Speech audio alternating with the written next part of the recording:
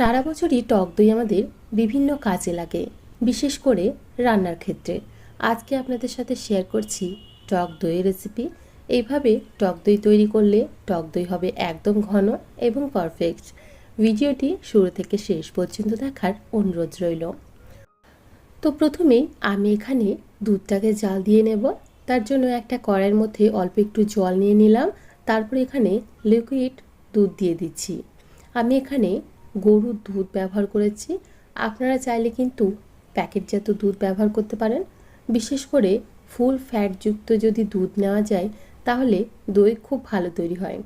আপনারা যদি গরুর দুধ পান অবশ্যই গরুর দুধ নেবেন, এতে দইটা কিন্তু সত্যিই ভীষণ ভালো তৈরি হয়। দুধটাকে জাল দিয়ে বেশ খানিকক্ষণ ফুটিয়ে নেব আর একটু ঘন করে নেব। যেহেতু গরুর দুধ খাঁটি নিয়েছি তাই খুব বেশি জাল করে নেওয়ার কিন্তু কোনো প্রয়োজন নেই। আর এভাবে নেড়ে চেড়েই কিন্তু জাল করে নিতে হবে বা ফুটিয়ে নিতে হবে, যাতে কোনো রকম ওপরে সর না পড়ে যায়। তো দেখুন খুব ভালোভাবে দুধটাকে জাল দিয়ে ফুটিয়ে নিয়েছি। এখন নামিয়ে নেব এবং ঠান্ডা হওয়ার জন্য রেখে দেব। অন্যদিকে একটা পাত্রের মধ্যে এখানে নিয়েছি টক দই। টক দইয়ের জলটাকে ঝরিয়ে নিচ্ছি। দই বীজ হিসাবে আমাদের এখানে টক দইটা প্রয়োজন। আমি এখানে 200 গ্রাম পরিমাণে টক দই নিয়েছি, কিন্তু এতটা ব্যবহার করব না। টক দই থেকে জলটা সম্পূর্ণ ঝরিয়ে নিচ্ছি। এখন একটা মাটির হাঁড়ি নিয়েছি। মাটির হাঁড়িতে দই কিন্তু খুব ভালো আসে, তবে আপনারা কাঁচের পাত্রে, স্টিলের পাত্রে বা প্লাস্টিকের যে কোনো পাত্রেই কিন্তু দই বসাতে পারেন। অল্প একটু টক দই এই হাঁড়ির গায়ে খুব ভালোভাবে লাগিয়ে দিচ্ছি, এতে করে দইটা খুব ভালোভাবে বসবে। অন্যদিকে দইয়ের জলটা খুব ভালোভাবে ঝরে গেছে। এখন এখান থেকে আমি 3 চামচ পরিমাণে টক দই নিয়ে নিচ্ছি। এখন এই টক দইটাকে খুব ভালোভাবে একটা হ্যান্ড হুইস্কারের সাহায্যে ফেটিয়ে নিতে হবে, যাতে কোনো রকম দলা অংশ দইয়ের না থেকে থাকে। তো খুব ভালোভাবে এখানে দইটাকে ফেটিয়ে নিয়েছি। অন্যদিকে দুধটাও কিন্তু ঠান্ডা হয়ে গেছে, তবে পুরোপুরি ঠান্ডা করা চলবে না।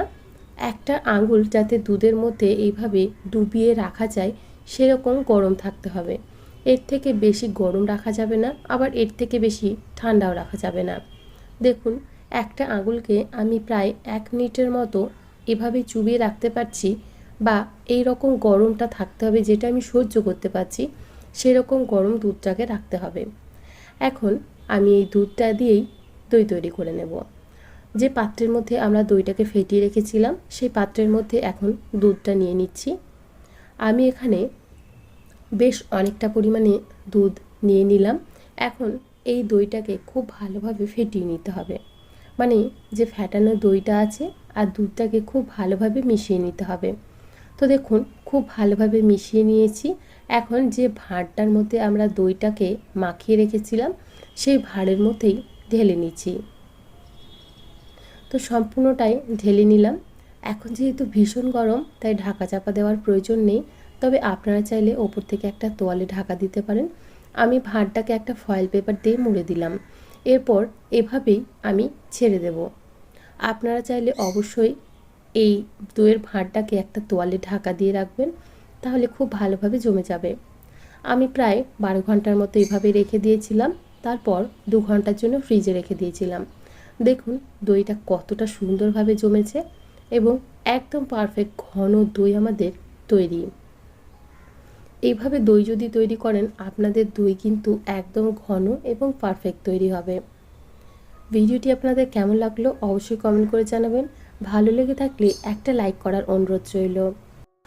আজ তাহলে এখানে বিদায় জানাচ্ছি। আবারও হাজির হয়ে যাব অন্য কোনো দিন অন্য কোনো রেসিপি নিয়ে। ভালো থাকবেন, সুস্থ থাকবেন এবং ভিডিওটি সম্পূর্ণ দেখার জন্য অসংখ্য ধন্যবাদ।